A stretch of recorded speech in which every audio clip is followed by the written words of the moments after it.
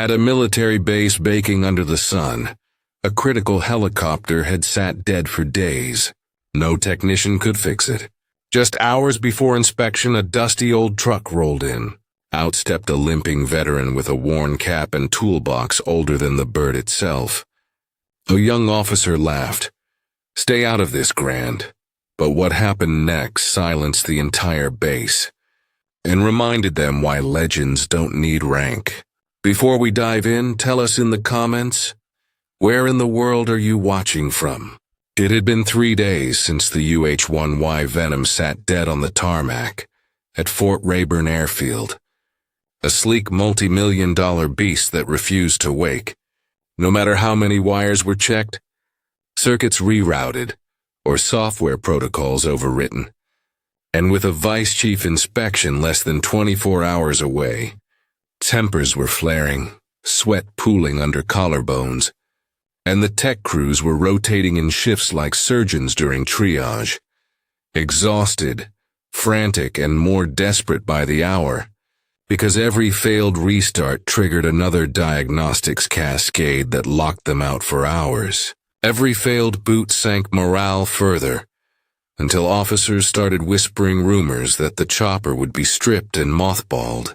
Its legacy of service ended not by war, but by software loops and ghost faults no one could find. And just when caffeine, adrenaline, and hopelessness reached a boiling point, a rusted green pickup pulled up to the outer chain-link fence. Dusty, coughing smoke, and out stepped an old man, late 70s. Denim jacket over plaid, cap that read, Huey Crew Chief. Da Nang 68, and a limp that said he'd left more than one part of himself on foreign soil, holding nothing but a battered toolbox and a face lined like cracked leather. And as he approached the gate, the guards stared like they'd seen a relic walk out of a museum, 'cause they didn't get many walk-ins at a base like this.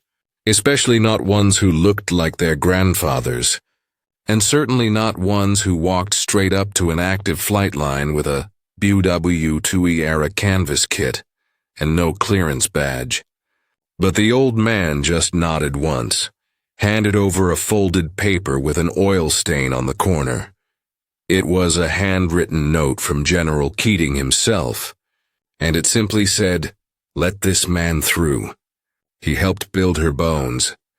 And though the guards were skeptical, protocol was protocol, and 5 minutes later, the base commandant was staring at the man who claimed to know the soul of the helicopter better than the wires knew each other.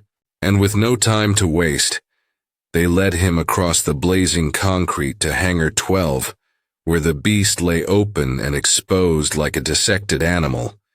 And the moment he stepped inside, the old man's eyes changed, not with arrogance but with memory. Like he could still hear the rotor wash in his ears and smell the napalm baked into the tail rotors. And just as he reached out to place one palm on the bird's cold skin, a sharp voice cut the silence. "Hey, stay out of this."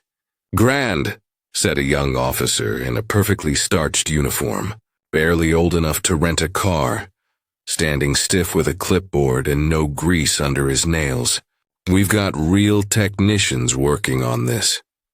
And the hangar went still because no one had ever heard a captain call someone grand like that, especially not when the man had walked with a note from a general, and a step like he'd carried friends home under gunfire. And the old man didn't flinch, didn't raise his voice, just said, "I worked on these birds before your father kissed your mother goodbye for prom." And without waiting for permission, he limped past the row of young techs, set down his box, and popped it open to reveal tools so worn they looked like they'd fought in 2 wars. But each one had a custom leather grip, initials etched with pocket-knife precision, and as he picked up a voltage probe that had been filed down by time itself, the lead technician stepped forward, hesitant now, watching him like he was seeing something between myth and madness. Because the old man wasn't just fiddling, he was listening, laying one ear against the tail cone, tapping bulkheads, then pointing to a single maintenance hatch near the avionics junction box and saying, "Pull this panel. Don't argue." And though they hesitated, something in his tone, calm, low, unshakable, cut deeper than any chain of command. So they obeyed. And when the panel came loose, what they saw made 3 techs audibly gasp. A tiny fracture in a grounding strap, invisible to diagnostics, but enough to short out every 5th loop in the main startup sequence. A ghost fault. The kind only veterans remembered from the early Gen 1 birds.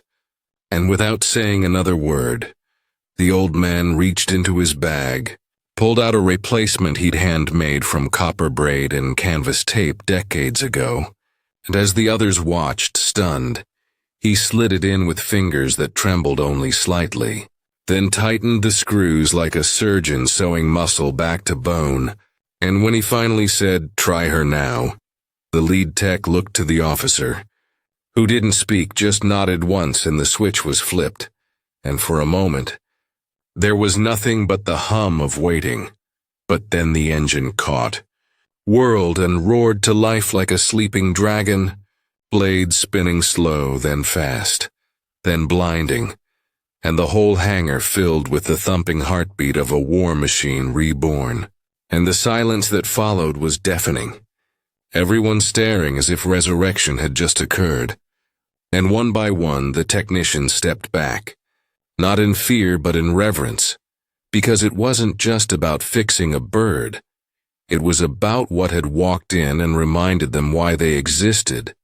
And the young officer, red-faced and silent, stepped forward awkwardly and offered his hand. But the old man just looked at him with a sadness that was deeper than anger and said, "Don't ever call someone grand unless you're ready to salute what they survived," then turned and walked back toward the pickup without fanfare, without medals, without any need for applause. But before he reached the gate, a black SUV screeched to a stop beside him, and out stepped General Keating himself, full dress, 4 stars glittering, and with a sharpness that stilled every man in earshot. He raised his hand in a textbook salute, one that held unmoving as the old man paused, turned and slowly, with tears unshed, returned it. And for a long moment, the base stood frozen in a tableau none would ever forget. The dead bird alive again, the general saluting the forgotten, and the young learning in silence what no manual would ever teach. Because sometimes it isn't wires or code that saves the day, but memory. Hands that remember, and the ghosts of men who once flew with fire in their hearts and grease in their blood.